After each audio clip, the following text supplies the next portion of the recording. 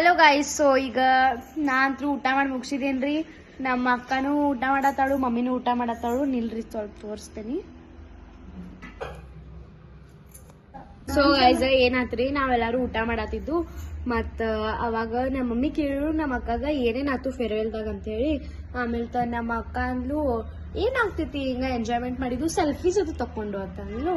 ಮತ್ತ ನಮ್ಮ ಮಮ್ಮಿ ಅಂದ್ಲು ಅತ್ತಿಲ್ಲ ಏನು ಅಂತ ಹೇಳಿ. ಆಮೇಲೆ ನಮ್ಮ ಅಕ್ಕ ಅಂದ್ಲು ಎದಕ್ ಅಳೋದ, ಈಗ ಯಾಕೆ ಅಳೋದ ಅಂತ ಹೇಳಿ.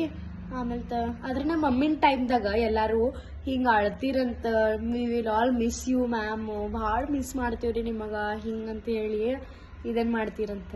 ಆದ್ರೆ ಈಗಿನ ಕಾಲದವ್ರ ಹುಡುಗಿಯರ ಮ್ಯಾಮ್ ಸೆಲ್ಫಿ, ಮ್ಯಾಮ್ ಬರ್ರಿ ಸೆಲ್ಫಿ ತಕ್ಕೊನು ರೀ, ಸರ್ ಬರ್ರಿ ಸೆಲ್ಫಿ ತಕ್ಕೊನು, ಸರ್ ಫೋಟೋಸ್ ತಕ್ಕೊನು ಬರ್ರಿ, ಬರೀ ಎಂಜಾಯ್ಮೆಂಟ್ ರೀ.